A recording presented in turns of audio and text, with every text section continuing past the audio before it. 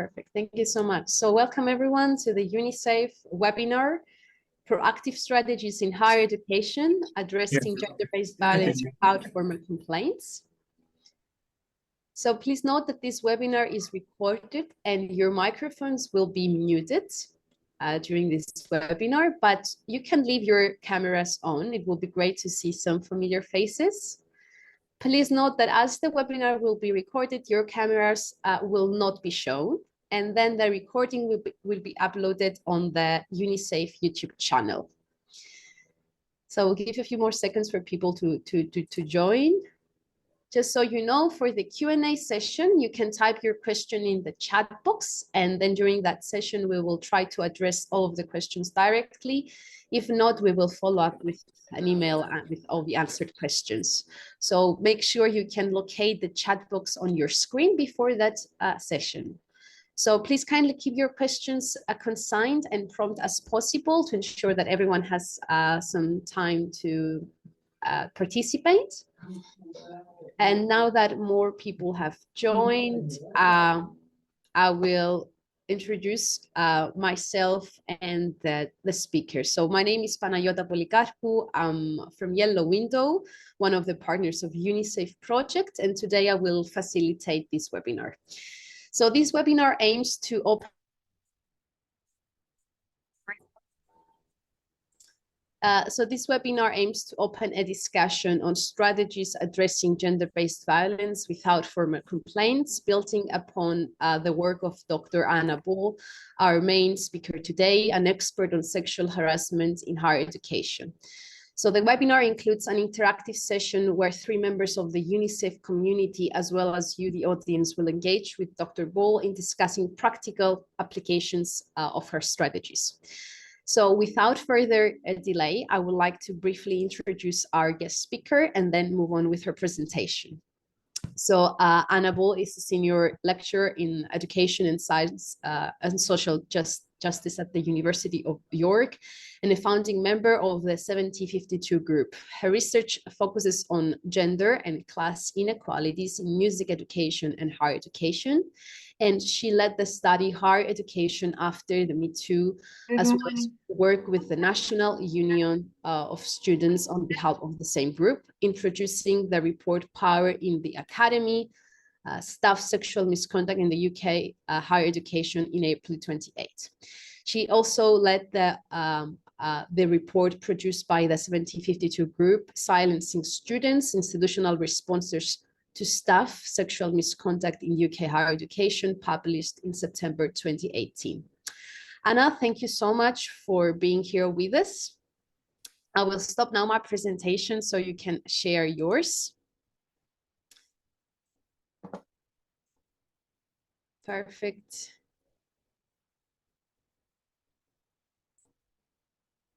Can you share your presentation now? Yes. Perfect.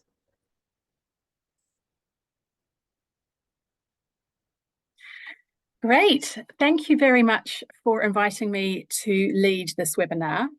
It's great to be talking about this issue with you because it is an ongoing concern for many institutions, how to address issues of gender-based violence and harassment without formal complaints. So the 1752 group is a research and campaigning organisation. When we were set up, we aimed to focus on staff or faculty to student sexual harassment, which is a particularly difficult issue. But now we have broadened out and we are also looking at institutional responses to student sexual violence. Today, the issues that I am talking about are a developing area of practice. So we don't have definitive solutions. I would say that you need to also consult your own institutional legal or other advisors and adapt the ideas that I'm going to present to your own local context. So I'm going to be talking a little bit about the UK context. There are similar legal issues such as GDPR across Europe. but anything that I suggest is something that you may need to experiment with and tweak to adjust to your institution and to your own context. So what I want to cover today, briefly introducing the changing landscape, talking about how higher education institutions receive information about gender-based violence and harassment without formal complaints. I'll say a little bit about informal responses. I won't focus on that, but I think it's important. And then I will focus in more detail on taking action without a formal complaint and what are the limits and possibilities around disciplinary processes in this area. I'm drawing on some work from my recent report, Higher Education After Me Too, which drew on interviews with staff handling complaints in UK institutions, as well as students and staff reporting gender-based violence. So it's really focusing on what's changed in the UK in the last 5-6 years since Me Too. And that's available on our website, 1752group.com. And just to say, I'm not a lawyer and this is not legal advice, but I am working closely with some of the foremost legal minds in this space. And I would say in implementing and adapting this to your own context, there is a lot of space for changing practices. And if you're in a situation where your institutional lawyers say, we can't do this, this is the point where you need to say, well, actually, you need to tell me how we can do something differently. So it's often going to be the case that you're going to need to push back and argue with lawyers, particularly around issues around data sharing, GDPR, because these are changing quite quickly. So you need to ask, how can we do this? Rather than letting them tell you, we can't do this. So a couple of key principles about the changing landscape. First of all, until now, existing reporting mechanisms assume that an individual student or staff member is reporting on behalf of themselves alone and reporting one other person. There's an individualistic process, one person reporting one other person. And the burden of responsibility is placed on the reporting party. Now, this is outdated. This is usually not the case. We know that sexual harassment and gender-based violence are likely to be serial issues, so that either people will be affected multiple times and probably multiple people will be targeted by the same person, by the same perpetrator. So we can't assume this individual reporting model is going to work. But existing reporting mechanisms place the risk of reporting and the responsibility for pushing forward a report entirely on that poor student or staff member who's trying to report. And certainly in the UK, and I know elsewhere, the reporting party actually has very few rights in the process. They are a witness to the disciplinary proceedings against the reported party, and they don't have any formal rights in that process, the disciplinary process between the institution and the reported party. So the shift that we're seeing now, post Me Too, is that some of this risk and responsibility for reporting must be taken on by the higher education institution or the employer in other workplaces. And why I say this is changing is we have seen scandals and major institutions such as the what's called the CBI, which is a business lobby group in the UK, almost collapse due to a failure to proactively take steps when hearing about sexual harassment or violence. So that's what I'm talking about today. And there have been pieces of guidance or reports in the UK that have supported this position. One example is a report from Gemma White, who is a King's Counsel, which is a very senior lawyer. She was asked to write an independent report into Trinity Hall, Cambridge, one of the colleges of the University of Cambridge, after there were ongoing issues of sexual harassment between students and by staff. And in her report from 2022, she said that there was a prevailing view in the college that action cannot be taken in the absence of a formal complaint. And she says, this is wrong. She says it's very clearly, don't assume you can't take action without a formal complaint. So her reasoning was that a failure to take action contributes to an institutional environment in which such behaviour is known to be tolerated. So the current and future college leadership must embrace a more proactive approach to responding to concerns, however that information is received. And she says this is not specific to this college. Many higher education institutions have a lot of work to do in this field. So if you are trying to convince senior leadership or legal teams in your institution to take a more proactive approach, this is one document that you can refer to say, well, actually, here's the direction of travel. Here's the evidence that this is not just me, this is the advice from senior legal minds. So that's the landscape. So how and what are the ways in which higher educations might receive information about gender-based violence or harassment without a formal report? So a lot of my work has been on staff to student sexual harassment. And when it is students thinking about reporting a staff member, I can't tell you how many times I have heard students say, if I report, that's my career over with. If I report, it will be me that is destroyed, not him. If I report, he will retaliate. Sometimes they are right. And they're certainly right to be nervous because many higher education institutions are not prepared to receive such reports. So in order to be aware of issues, particularly staff to student, but also student to student, there are various ways that we can listen out for information. If you have an anonymous reporting system in place, it's helpful to look out for multiple reports from the same research group, the same department, the same student society, and that can be a flag that proactive steps need to be taken. Now, to be clear, usually higher education institutions can't investigate and take disciplinary action on the basis of anonymous reports. The purpose of anonymous reports is to gather high-level data about what's going on in the institution and to make sure survivors are receiving support. The purpose is not to instigate disciplinary complaints. However, occasionally you can do that, but more often you find out where the problems are and then you can take steps to try and gather more information about that part of the institution.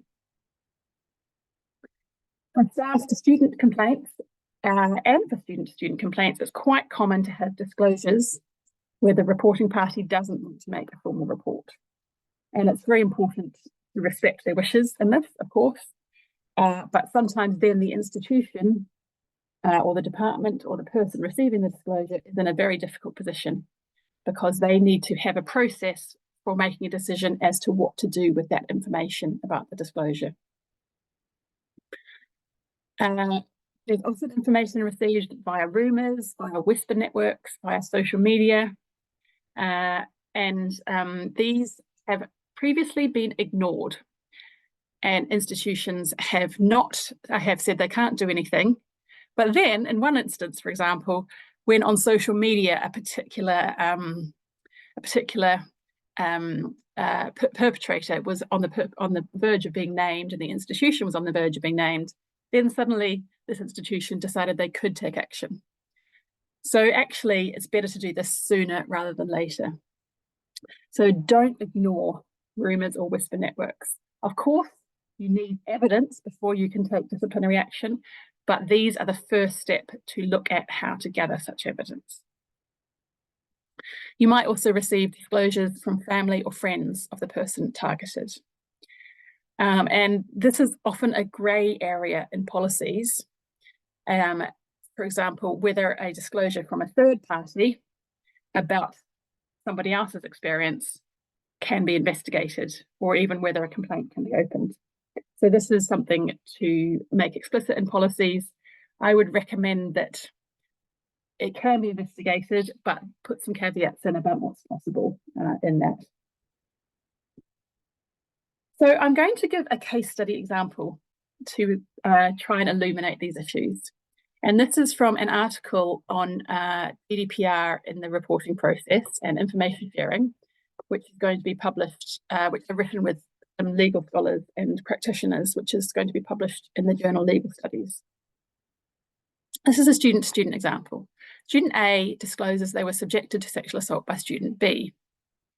Both are members of the same student society, of which student B, the predator, is currently president. Student A worries that reporting student B will provoke retaliation by student B and others. Student A discloses her experience to the institution and asks them to take action based on it while keeping her identity confidential.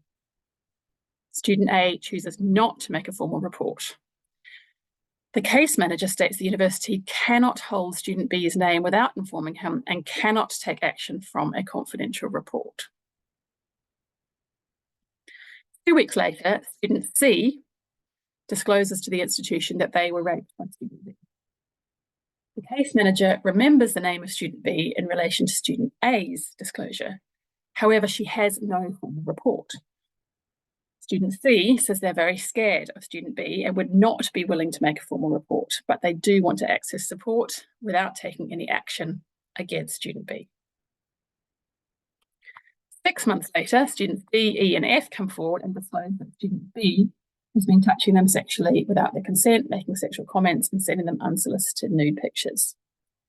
They also want the university to do something, but they are also unwilling to be named in a formal report for fear of retaliation by student B.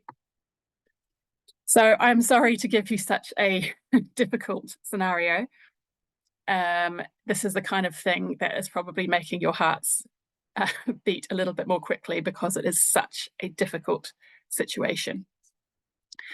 And of course, this could be a case where it was a staff to student sexual harassment or violence case as well. So I think there's 2 key points here. First, perpetration is often serial. So often the same student or staff member will be targeting multiple people. And that's really important to remember. And the second point here is about institutional memory, as I call it. So storing and recording disclosures. So at this stage, the case manager says they can't actually record the disclosure formally. The only way that she knows that there have been several complaints against the same person is because she remembers her students disclosing. But if there have been a series of previous reports and they weren't acted on, then the institution has failed to prevent further sexual violence from occurring. So this is actually an issue of prevention. In the UK, there is a new worker sexual harassment prevention bill. Now, this is for employers rather than for students, but the same principles will probably apply.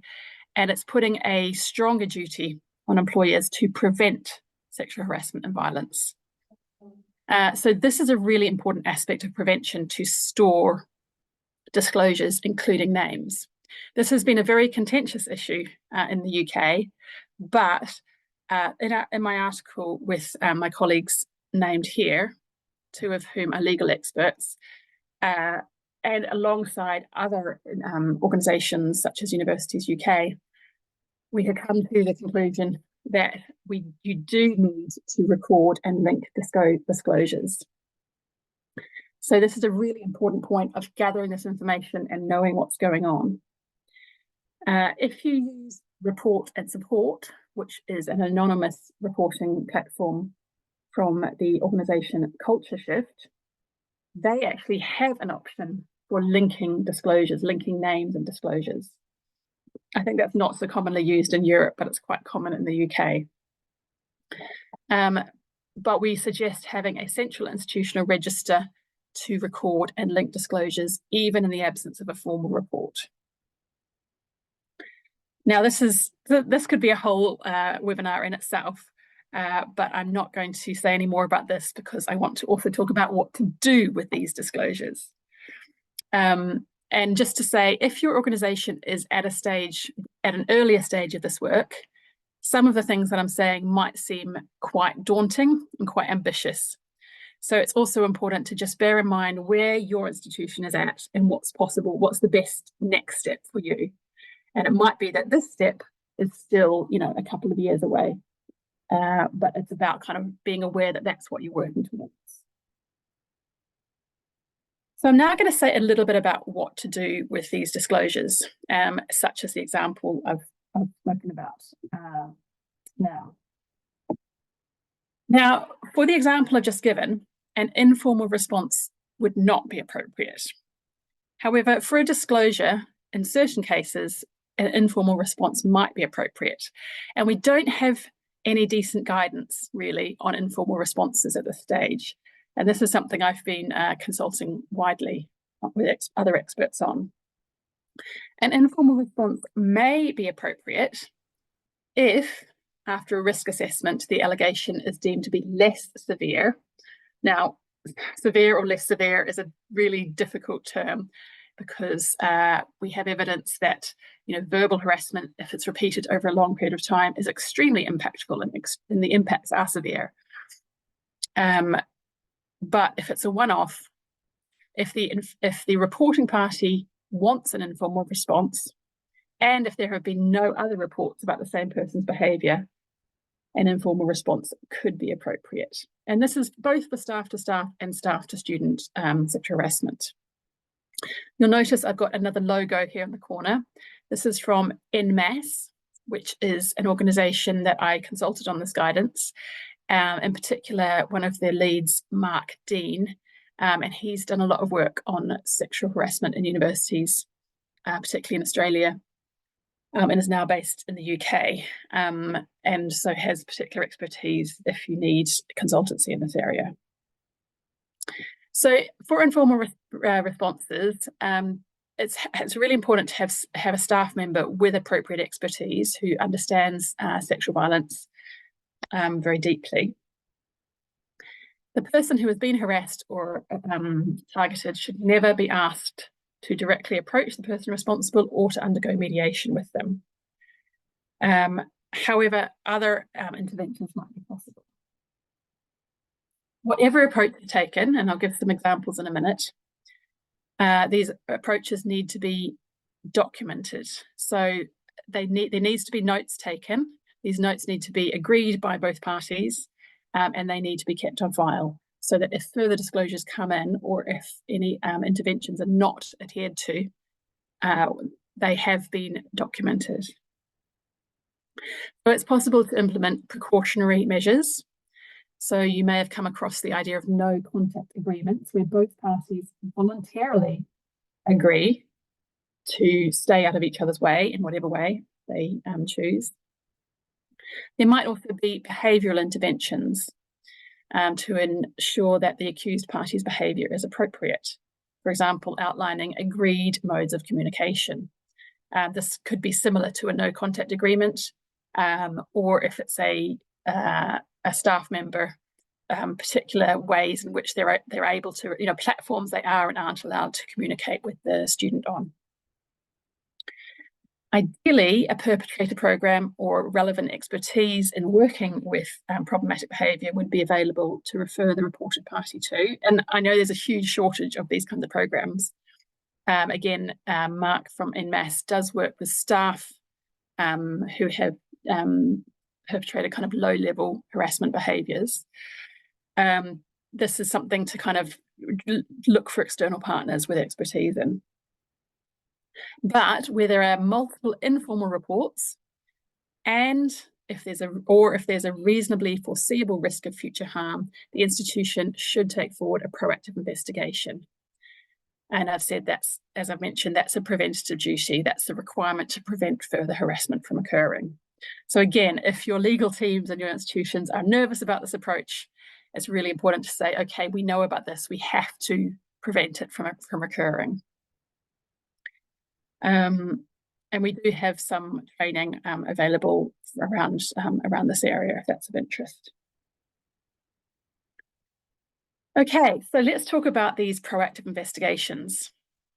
Now, this is something that isn't commonly used. There isn't a lot of kind of expertise to draw on, but it is starting to be used more often.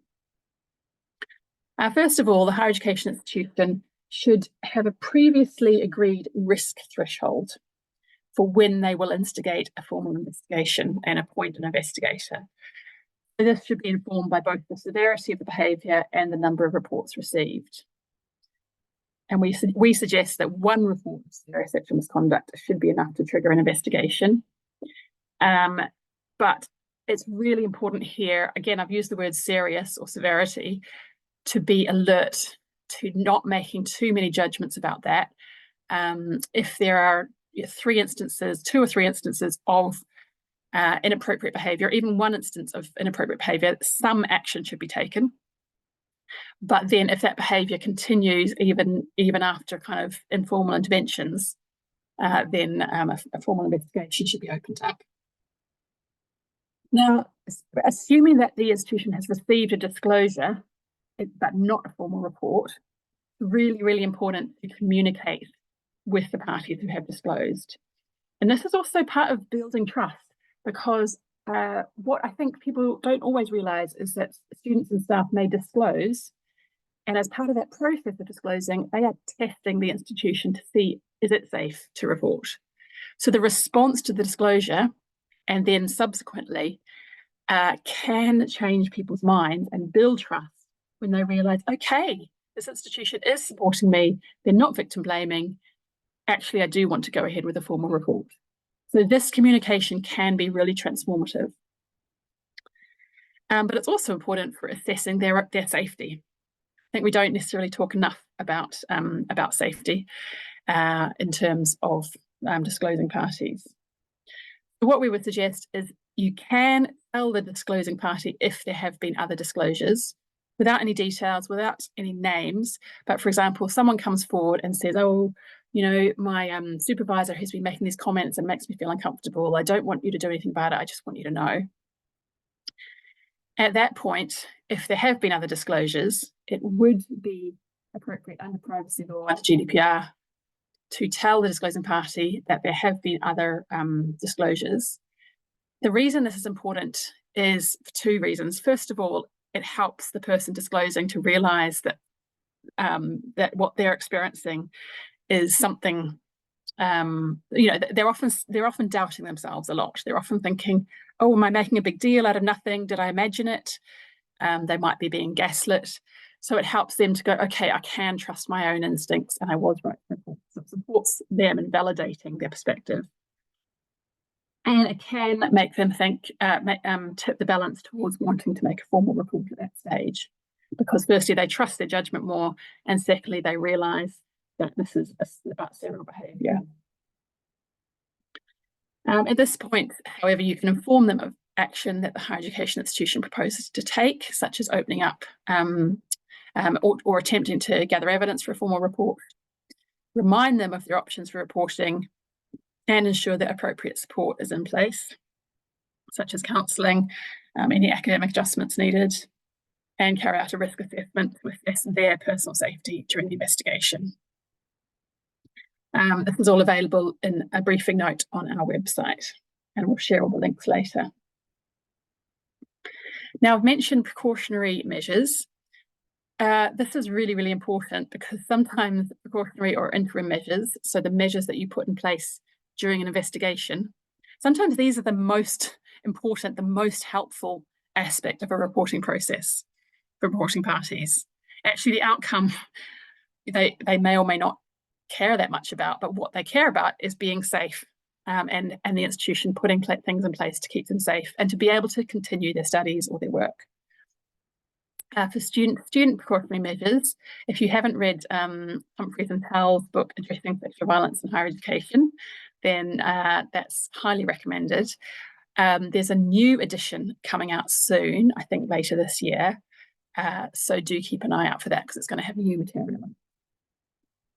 For thinking about staff to student precautionary measures, we've got a briefing note on our website about that. And there are specific things to look at around staff to student measures. For example, if it's a PhD supervisor to student report, there might be issues around data sharing. They might be working with the same data set. You might need to put in place mechanisms to make sure they've got access to that. So there's a few things to think about. Okay, and then go back to proactive investigations, and this is the approach that I would recommend in the case of the case study of student B, and students A, C, D, E, and F all having been targeted by him and not wanting to make a formal report. This would be an appropriate tool in that situation. The relevant lead, which might be for staff cases, someone in HR, or for student cases, somebody in a safeguarding role, should take proactive steps to establish the credibility of the report and the extent of the risk. So this is a really difficult thing to do, actually, if you don't have a formal report.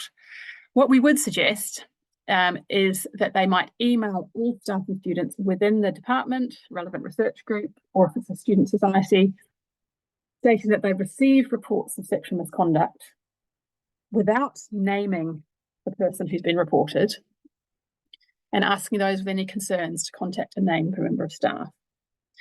Now, this step often worries people a lot because they think, oh goodness, we're going to create panic, we're going to start rumours, people are going to be really worried receiving this email. There can be issues like this that might arise, but it's always a balance. It's better to let people know that you are acting on this and to try and gather all the information you can. And this approach is starting to be used more often. But yeah, your HR staff might have a minor heart attack when they hear this advice. And so this email should give information clarifying the point of contact, the type of actions that we're talking about, clarifying that bystander reports and informal reports will be accepted. Because here what you're doing is you're trying to gather evidence that could lead to a disciplinary case if a disciplinary case is needed, or to find out whether a disciplinary case is needed. So bystander reports could be really, really helpful here.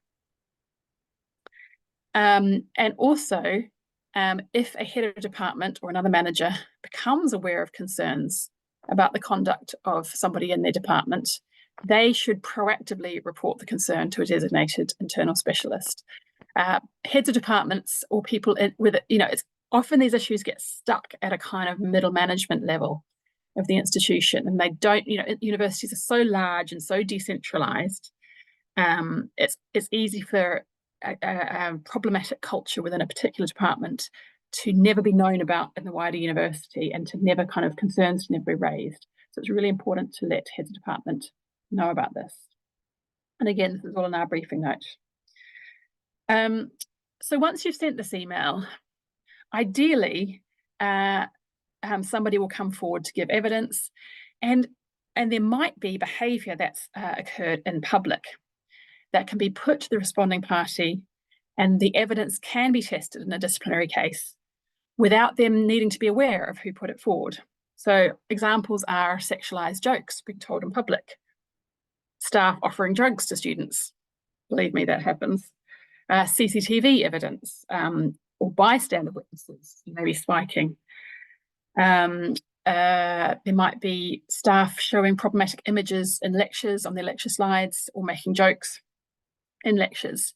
So if you've got 100 people in a lecture, actually the evidence you need, it doesn't really matter if the staff member knows who that comes from, because there are so many people in that space, so you can get several accounts. Because quite often, as I said, we'll be dealing with serial behaviour, and so there might be a whole host of fairly minor things, but there might be several minor things and also some major things. Nobody wants to report the major things, but people are willing to report the minor things. And so you might be able to get this evidence. And if evidence is forthcoming, then universities can take forward a disciplinary case, similarly to how they might do for plagiarism or for damage to property without a reporting party. So I'm aware of time. I'm just going to make one final point, which is about how to take forward a disciplinary case with confidential evidence or without, or while keeping witnesses' identities secret. So I'm building on guidance in the UK, which says that it is not normally appropriate to keep the identity of witnesses secret. Because the key point here is you need to test the evidence. So the responding party needs the opportunity to be able to respond to the evidence, and they need to know enough information about that allegation to be able to respond and defend themselves. If there's a way that you can test the evidence while keeping the identity of witnesses, i.e. reporting parties, secret, then great, you can do it. Staff guidance says that actually, in exceptional circumstances where a witness has genuine fear of reprisals, an investigator can agree that a witness statement is anonymised. They should let them know that if it goes to further proceedings at a tribunal in the civil court system, then their anonymity may not be able to be kept. But at that stage, it is possible. In our report, Higher Education After Me Too, I worked with equalities lawyer Georgina Calvert-Lee to talk about anonymity in the reporting process.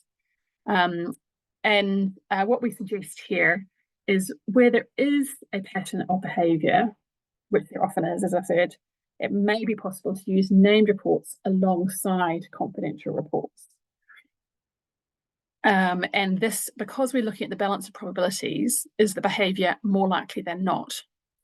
If you have one or two named reports and then you have one or two confidential reports, you can test the named reports, but use the confidential reports as further weight of evidence for the investigator.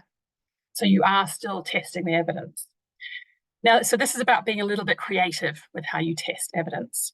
And again, this is a conversation to have with your own legal teams within your institutions.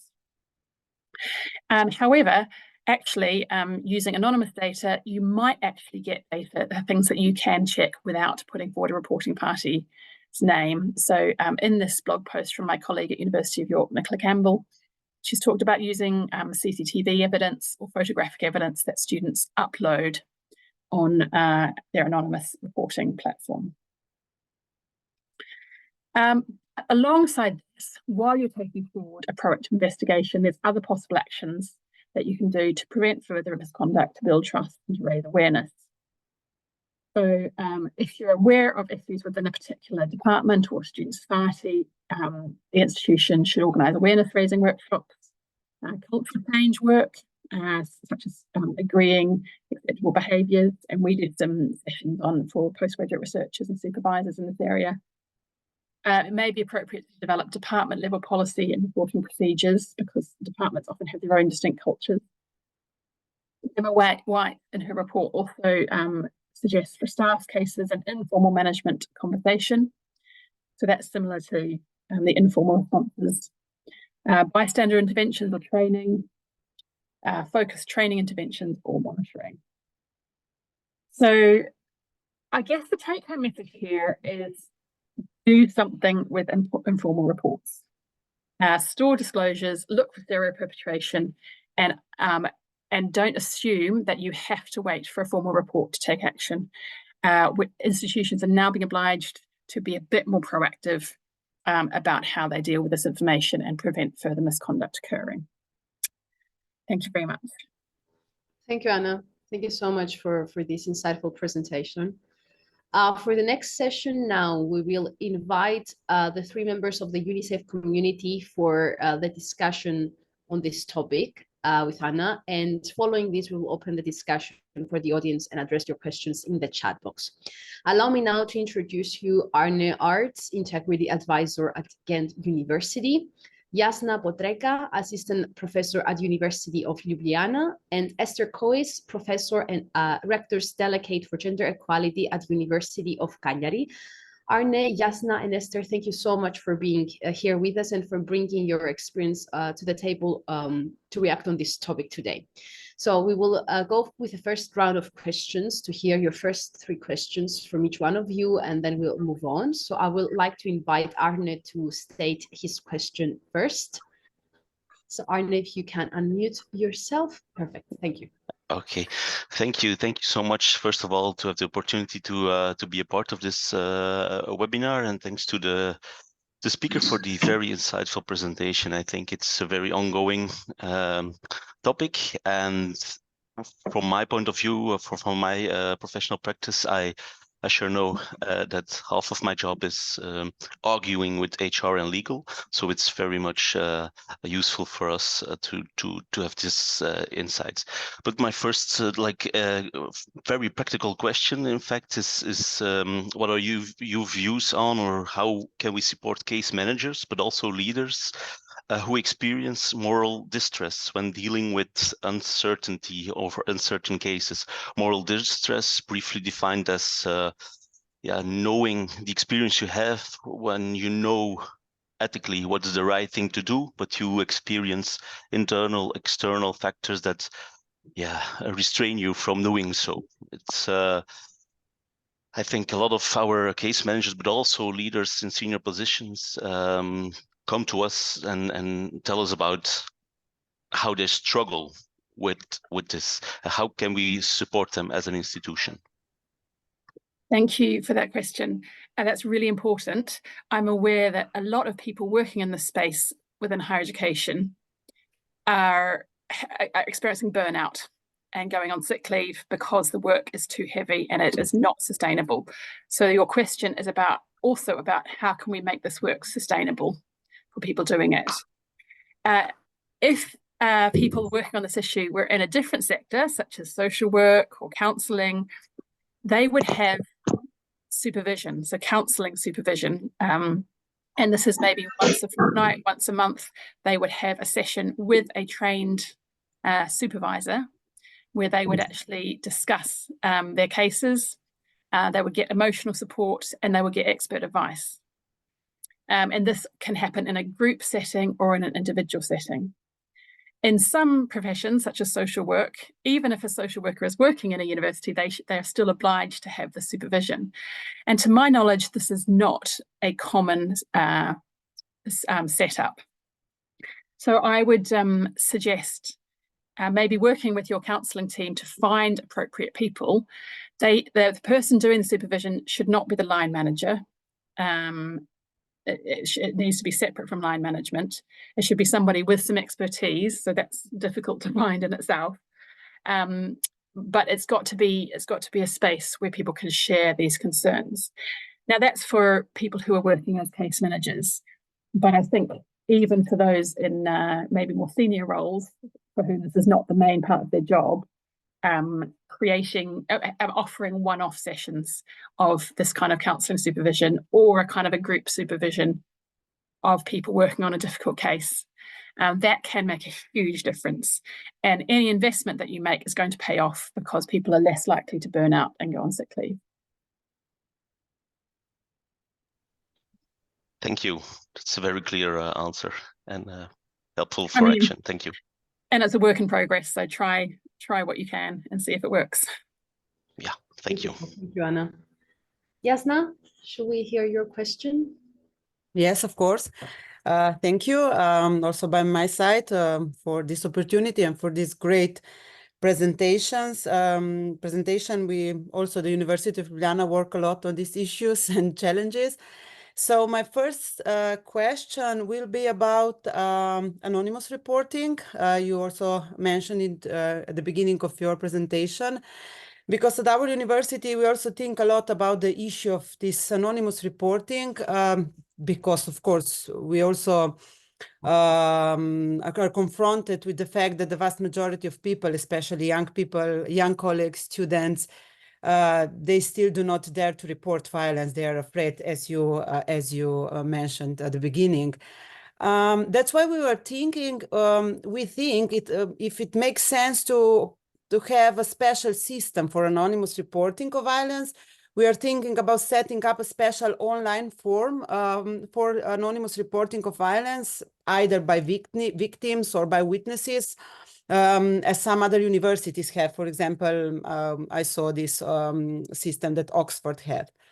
However, when discussing anonymous reporting, we always come up against legal limitations, as lawyers warn us every time that anonymous reporting can often be void in proceedings because for lack of evidence, especially if we do not know the victim's name or the victim does not want to cooperate, the report and the proceedings can be quickly challenged because the suspicion of the crime itself, it's very difficult to investigate. But at the same time, we emphasize that a special form for anonymous reports allows the administration to obtain information that it might not otherwise have access to. At the same time, it is also true that there is a lot of frustration when you cannot take concrete action with this information. For example, how can we investigate or how can an investigation be initiated if only the name of the perpetrator is given and the offense is vaguely described? So that's why I'm interested in your views on these issues. Do you think it makes sense to have a system that allows us to obtain information, even if it does not give us many options to take action? What can we do with this information? And I'm also wondering if you have any other suggestions for setting up an effective anonymous reporting system. Thank you, Jasna. It's great to see such thoughtful approach to this. So I would encourage institutions to set up anonymous reporting systems. But as you say, Jasna, it's very important to be clear when students or staff report that usually disciplinary action is not going to be taken. So the main purpose of anonymous reporting systems is to make sure that students and staff are being signposted to appropriate support and to gather information about the types of misconduct that are occurring and where it is occurring. However, actually, once you've got enough information coming in, there are a lot of opportunities for what you can do. I'm putting in the chat 2 blog posts. So there's a think tank called Wonk HE in the UK, and I've been running a series of comment pieces from myself and guest contributors on addressing sexual harassment, and particularly around gathering data around sexual harassment and violence. And one is the blog post I mentioned from my colleague Nicola Campbell at York about what they have been able to do with anonymous reporting data. And she says, occasionally you can take disciplinary action, not usually, but sometimes you will have that evidence. But there's a lot of other actions they've been able to take. They've found out information about the types of experiences that students are on the receiving end of, students and staff. And so they've been able to tailor training and target certain interventions. So they're actually using that data to target and to create and target prevention programs. And that's very powerful. And then the second blog post is from Vicky Bars, who works for Culture Shift, who manage Report and Support, which is one of the main online reporting platforms in the UK. And it's about her advice about what you can do. Yeah, I think it's an important debate to have because anonymous reporting, you've got to also have systems in place for receiving formal reports. And anonymous reporting systems is nothing, it's quite separate to your reporting and disciplinary processes. It's really just a gateway to those and a kind of a data gathering tool, but it's a very helpful data gathering tool. Mm-hmm. Great, thank you so much. Thank you, thanks a lot both. And we move on to Esther. Thanks a lot. Thanks a lot to Professor Bull for her inspiring, very useful and stimulating presentation, because it's full of very pragmatic indications for addressing some of the critical issues that we encounter when trying to implement an effective structural and cultural change in our universities with respect to this topic. So as a rector's delegate for gender equality at my university, the University of Cagliari, but currently also as president of the National Conference of Equality Bodies of all Italian universities, being able to count on this type of tools is extremely precious. So thank you very much. I have a question that concerns one of these critical issues, namely the reputational capital of the universities involved. how to avoid that the launch of a serious and transparent information campaign on how widespread gender-based violence is within a specific university and on what equally concrete contrast policies have been activated could have the effect of I don't know, slamming the monster that is that university on the front page, and not that of positively signaling its proactive commitment against gender-based violence episodes? This is a huge question. Thank you, Esther.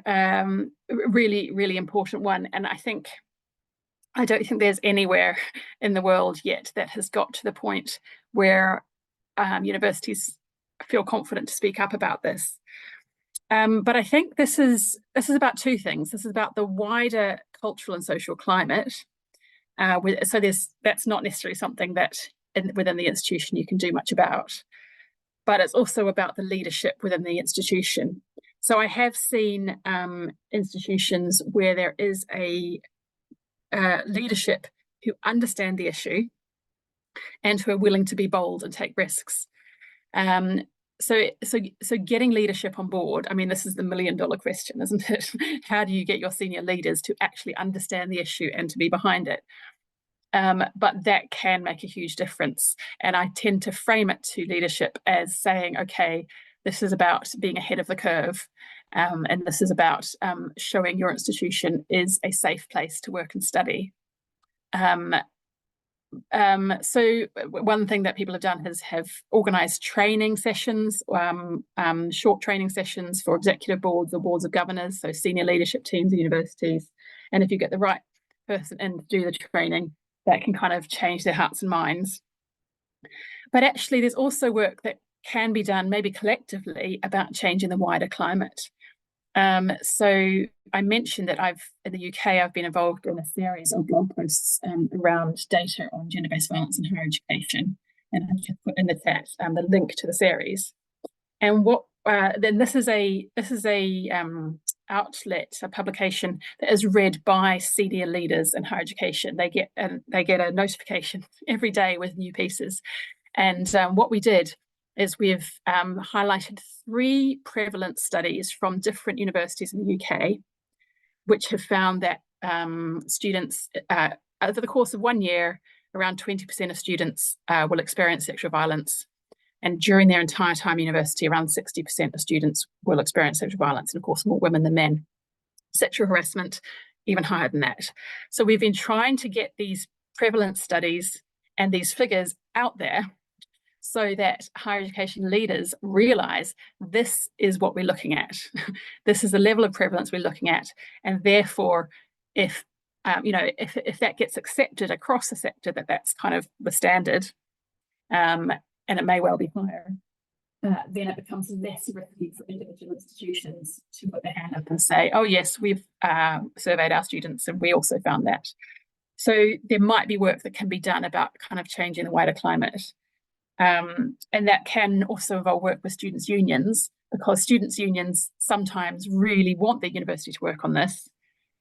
So getting a positive endorsement from the student union or having pressure from a students' union to address this issue can also convince senior leaders that there's going to be more reputational damage for not doing this work than there is for doing it. But it's a long, slow battle. So I sympathise, and these are just ideas. I think you will also have some good ideas about how to take this forward in your context. Thanks a lot. Thank you both. And now, relying upon what you just mentioned, the importance also about the capacity building activities and training, and that was also part of your last part, Anna.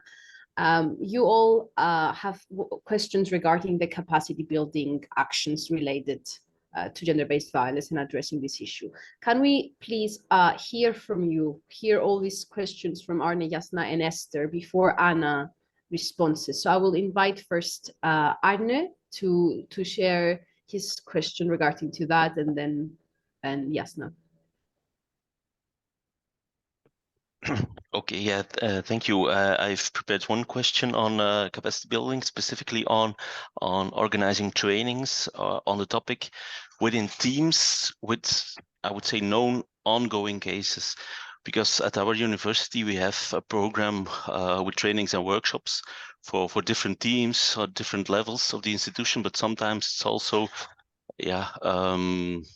organized within teams. That's central case management on this topic knows that there are ongoing things, and then there is this, I would say, two ways at looking at it. It can be a tool to work with the team on this topic, and the other point is maybe we should wait a little longer till the team gets back together again, because it's in pieces right now and it's not the right moment to come with a workshop exactly on this subject. So we're a bit in between there. So I would love to hear what you think about this. And then we can hear from Jasna. Yes, thank you. I have two questions on capacity buildings. One is related to the role of the leadership. We mentioned something, because of course the leadership, at least at our university, leadership staff, deans and rectors, play an extremely important role in the system for dealing with reported cases of harassment and violence. And as a rule, they also have the greatest authority. How they conduct the conversation when the victim dares to report the violence, how they respond to the victim's confession can be decisive to whether or not the victim decides to make an official complaint.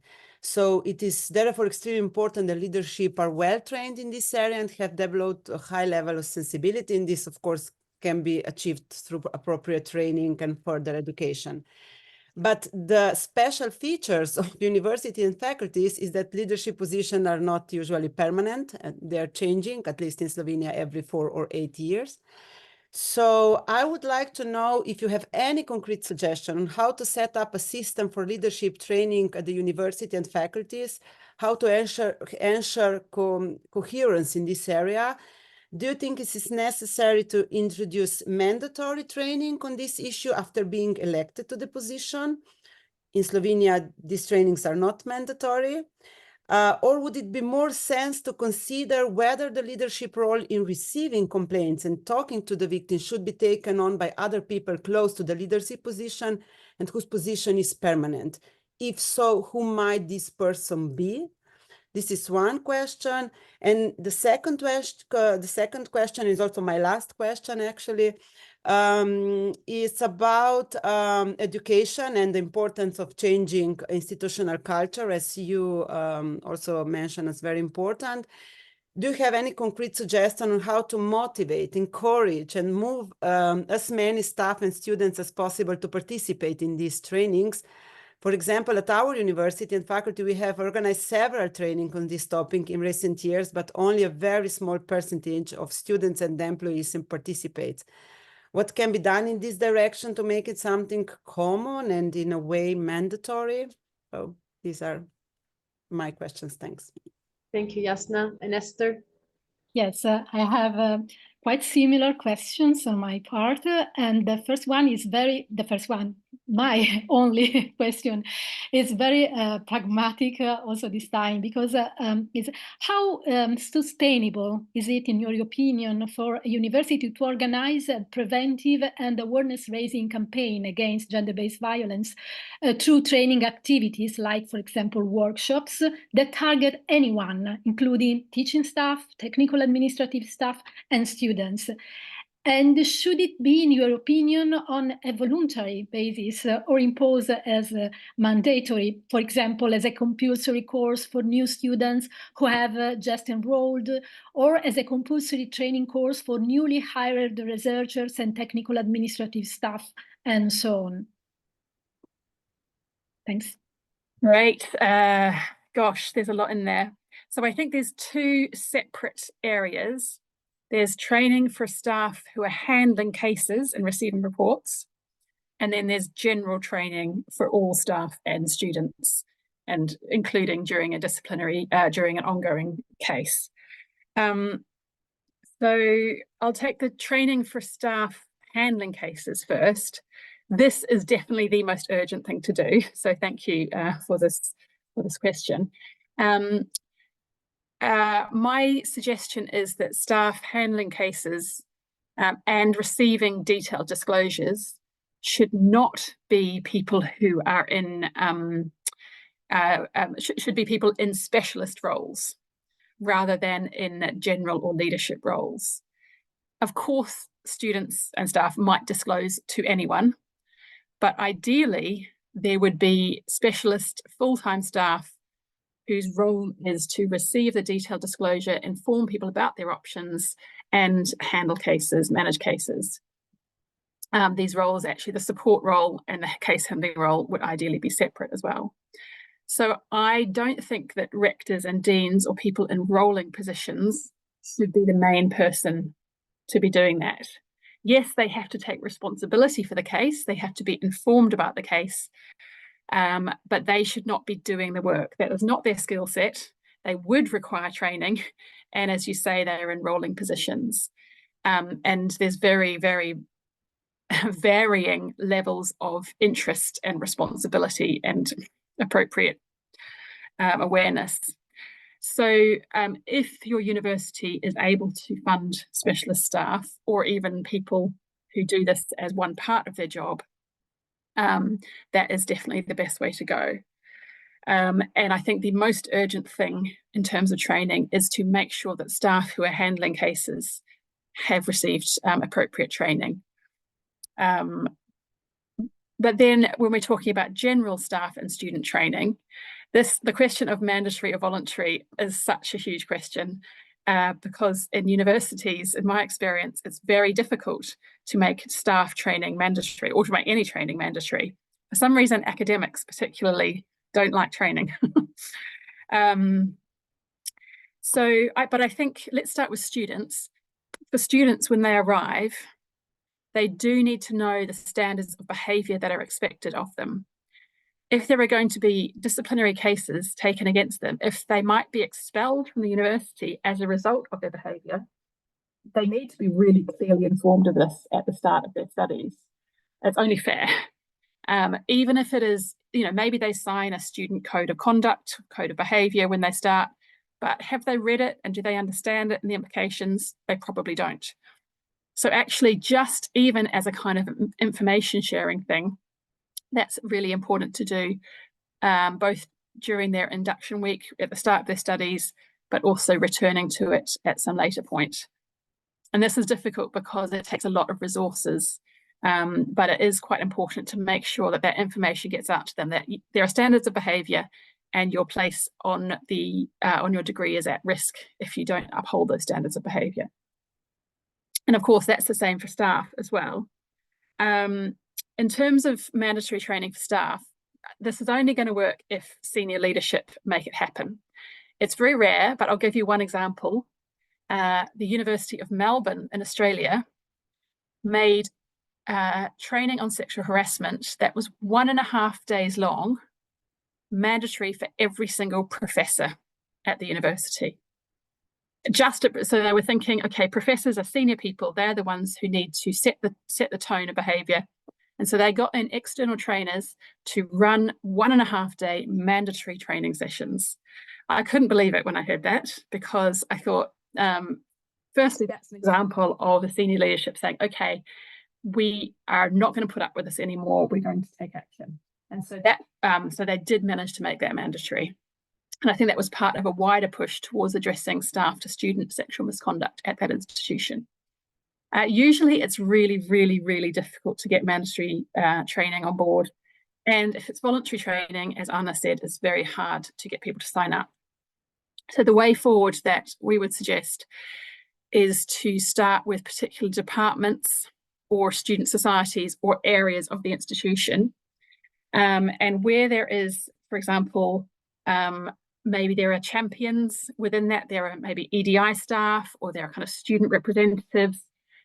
Maybe there's a feminist society or kind of a group of student activists who want to work on this issue and find those partners and then get them on board. And that might involve having them as peer trainers. So you might have a specialist staff member and a peer trainer running the sessions. It might involve making them, using them as kind of champions to get others to sign up. And then that's part of creating a wider culture. So I think because higher education institutions are so fragmented, it's important to work with these kind of pockets or departments or areas within the institution. And that means it's probably hard to do the whole institution, but you can start where there's issues arising from anonymous reporting data. You can start where there are likely to be issues. So, for example, we know from data among staff to student sexual misconduct, the disciplines that have the highest level are medicine and engineering. So for tackling staff to student sexual misconduct, start in your School of Medicine and your School of Engineering, if you can't do everything, because that's where the most issues are likely to be. And in relation to running sessions during an ongoing case, again, this is a very complex issue. I would say if you need that for information gathering, or if it's something about communicating and supporting people during the ongoing case, I think it's a good idea. So obviously you can't share information about the ongoing case, but if everybody knows about this case and they're all talking about it and there are rumors flying around, I think it would be a good idea to have a fairly informal session saying, here's what the university's policies are, here's some examples of what sexual harassment looks like. We know there are issues ongoing. Here's the reasons, here's the process that it will be going through. And here's the reasons why we keep it confidential during the process. And then allowing some discussion. It's a bit of a risky strategy because you might get questions that are not possible to answer. But I think if there's somebody who is able to confidently hold the space and not get defensive, but actually create a space where people can share their concerns, that can be a good learning opportunity, but it is risky. Thank you all for this round, and thank you, Anna, for addressing all the questions.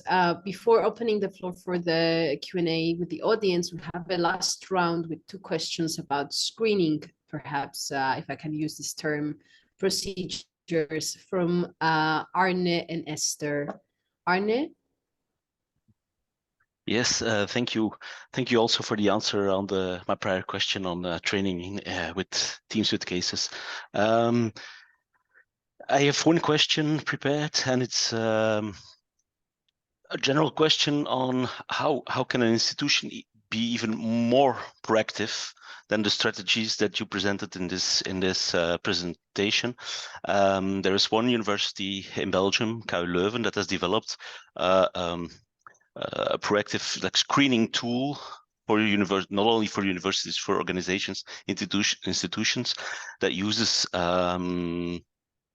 predictive indicators to go and look for possible concerns in areas of an organization, even before there are anonymous reports or rumors or whisper networks signaling some concerns. Those predictive factors are job-related work stress, qualitative, quantitative job insecurity, but also early dropout rates, burnout rates, that sort of thing. So I would like to hear your views on these types of tools. And if I can add one thought myself, we are thinking about using this tool in our university, and my first feeling about this is that HR and legal are having, I would say, lesser of a heart attack when I come up with this kind of tool than with other proactive strategies, because it taps into more broad themes of well-being at the workplace and so on. So I would love to hear your views on this kind of topics. Thank you. And Esther? Yes, thanks a lot. And My question is a very specific one, and that's it. How can we manage a balance between the possibility for students to report cases of abuse or generic inappropriate behavior by completing an evaluation form for the quality of university courses, like, for example, possible sexual blackmail in exchange for good grades, and the right of teachers, on the other side, not to receive false accusations or, in any case, questionable accusation not directly linked to the alleged abusive behavior. Does including a question like this in a teacher's performance evaluation questionnaire by students make sense, in your opinion? Because this is an experimental practice that was introduced at the University of Cagliari this year, and this created a lot of controversy. So, wow. I'll start with that question first. So as far as I understand, there are teaching student feedback questionnaires on teaching, and they include a question that's asking about the misconduct of the teacher in question. Exactly. I haven't come across this example before, and I share your concerns. I don't think this is the best way of eliciting student experiences harassment. Firstly, they shouldn't be asking about a specific teacher. If you're proactively eliciting student concerns in this area, it's quite irresponsible to ask about a specific teacher. They should be asking about the climate across the board, the environment in the institution and the department as a whole. It's only reasonable to refer to a specific member of staff if there are concerns about their behaviour, and I wouldn't do that publicly anyway. So and also, as you say, linking that to a teaching questionnaire. Yes.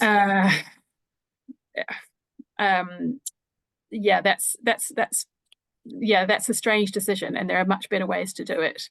And I would definitely have concerns, and I would be pushing back against that if that were in my institution. That's a very strange one. In terms of Anna's question about predictive tools, now this is something I haven't come across before, and I'm very interested to hear more. I think this sounds like a promising approach. We know that attitudes can, to some degree, link to behaviours. So, for example, for student cases, one attitudinal measure that you can use is rape myth acceptance. And I can share a blog post I've written on using data for students' rape myth acceptance, i.e. whether they believe myths about rape. And that has been shown to some degree to map onto harmful sexual behaviours. For staff, I'm actually in the process of developing a questionnaire around professional boundaries and awareness of sexual harassment between PGRs, postgraduate researchers, and staff. So I hadn't thought, this is more about evaluating training and evaluating changes in attitudes, but your questions made me think, okay, that could also be an attitudinal measure to explore whether attitudes in the institution that might need some proactive preventative work. But there are also other predictive risk factors, such as, so postgraduate researchers are more at risk of staff sexual harassment. Staff on precarious contracts are particularly at risk. This is an area where there could be some good work done, and so I'm very interested to see the predictive tool that you mentioned. I don't know if that's something you're able to share, but I can see in the chat someone else is interested as well.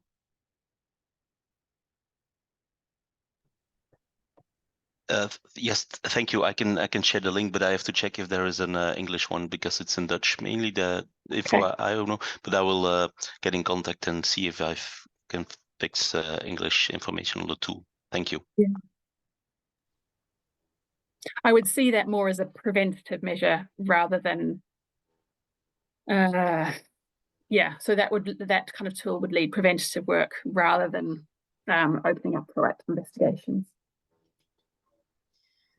Excellent. Thank you all for this great discussion. Thank you, Anna, for addressing these questions. Arne, Esther, Jasna, for being here with us. That was very insightful. We will now address any questions sent in the chat box, so feel free to share your questions. We already have one, so if I may, I will start with that. So this participant says, is there a conflict if there is only one staff member who is taking the disclosure and then is conducting the investigation internally? That's a great question. I think yes.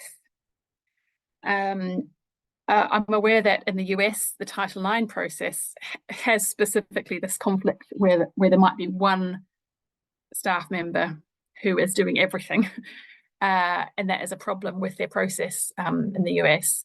I think a better practice would be to separate those two roles. The reason for that is the person taking the disclosure may become emotionally involved in the case, and has heard a kind of subjective view, and therefore to have a really robust investigation, it will be somebody who is independent of that first disclosure. One way in which to do that is to use external investigators, or ideally to use investigators from a different part of the university. However, investigation skills are quite, investigations can be complex, and they usually need specialist skills. So what we're seeing in the UK is a lot of institutions actually hiring people specifically for investigator roles, so hiring members of staff who only do investigations. But if you, and I know in Ireland there are discussions ongoing about how to do this work. Using external investigators comes with its own risk, because they might also not be very good quality. They might come from the police, and they might have ideas about how criminal justice works and not understand how universities are very different to the criminal justice system. And they might have, the kind of, sometimes police don't have the best attitudes in this area. So there is a real kind of dearth of people with the appropriate skills in this area. But even having said that, it's probably better to get somebody external just to make sure, because people within the university often don't have the skills and don't have time. And so it can mean that investigations are very, very slow. I've seen in my report, Higher Education After Me Too, we found that internal investigators often didn't know how to balance evidence and assess credibility. So the investigations weren't very good quality. Anyway, I got off topic a little bit, but I would say, yes, there is a conflict. Thank you, Anna. Thanks. We have another question. So this participant says, I am the doctoral ombudsman at a Swedish technical university, 70% male, I think possibly more, employed by the Doctoral Student Guild. This makes me independent of the university, and so students are not afraid to come to me to report. There are concrete disciplinary consequences for professors who misconduct. I am concerned about the fear of British students to report. Where are the British student unions or creating safe spaces and processes to report? And in parentheses, Swedish students are very independent adults, so their unions are strong. And another question, is it the market orientation of British universities the reason that this is not done? Thank you for that comment and question. It's wonderful to hear that in Sweden, students are not worried about, nervous of reporting. I suspect that there are several answers to this. I wonder if in Sweden there is a track record of reports being taken seriously, and maybe there is more transparency around information being shared at the end of reports. So there has been time to build trust in the system. But I think the key point is that you have said you are independent of the university. As it stands, reporting processes in the UK and in many universities, many countries around the world, reporting processes are not independent of the university. There is no external oversight. Or I should say, in the UK, there is a student kind of adjudication office nationally, or similarly to an ombuds office, but it has a very restricted role and it's quite difficult to access. So I would say it's probably partly the independence, And in many countries also, universities are very proud of their autonomy, and so they resist any policies or any changes that will scrutinize and take away their independence.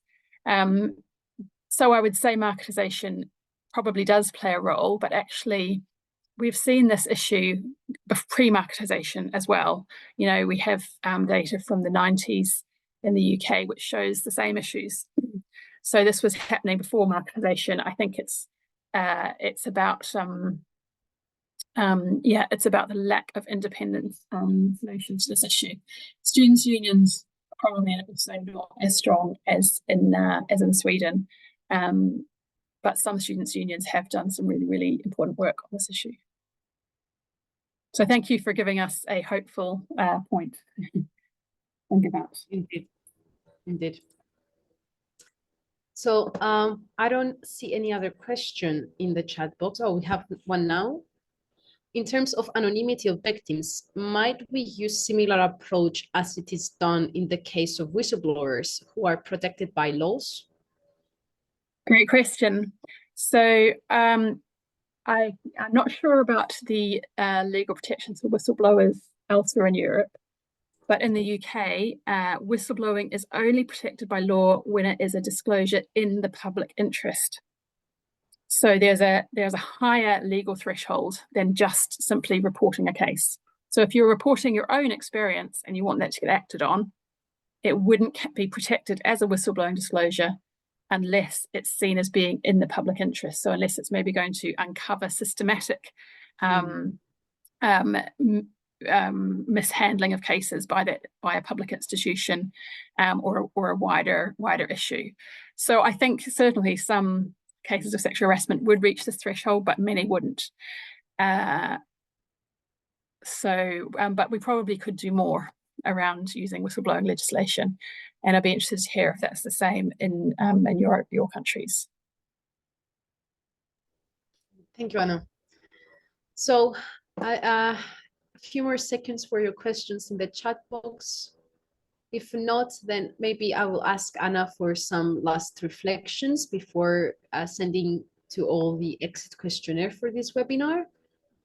So I don't see any other questions. Yeah, so Anna, a few words from you.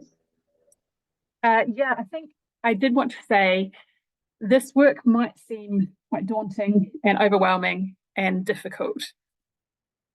So please don't feel that you have to be doing everything that I've said. I don't think there's any university anywhere that is doing all of the things that I've suggested in this presentation. So what I've spoken about today is really a kind of an aspiration so that you know the direction of travel, you know the direction you want to be moving in. But this work it's a huge shift for universities to be doing this, and I think we've only really seen it being taken seriously in the past 5 years or so, at least from what I can see in Europe and the UK. So we do have a long way to go, and so it's really important to just acknowledge where your institution is at and what's possible for you to do. And please don't feel like you have to do all of this at once, because that would be impossible, and that would probably mean that you would never sleep and you'll be very stressed. So I would encourage you all to kind of look after yourselves in doing this work. It's really challenging and uphill work, and so I'm really encouraged by the sophisticated conversation today, and I suppose I wanted to end by urging self-care and mutual support among those of us who are doing this work, and recognise the toll that it can take, and make sure you've got the support networks there, whether inside or outside your university, to help make this work sustainable for you. Indeed, that's an important note to conclude upon. So thanks a lot for this, Anna. Before you all go, we would like to ask for your feedback. So you will receive now in the chat box the exit questionnaire, which we will really appreciate to gather your feedback and reflections for this webinar. Just to answer the last question, yes, the webinar is recorded and therefore you will have access through for the presentation through the YouTube channel of UniSAFE. So you will receive that after this webinar. So thanks a lot to Anna. Thanks to our three guests, Esther, Jasna, and Arne. Thanks to all for being here and working on this important topic. And you will receive the recorded as we mentioned. So thank you, everyone. Thank you. Goodbye. Thank you so much. Bye. Thanks a lot. Bye.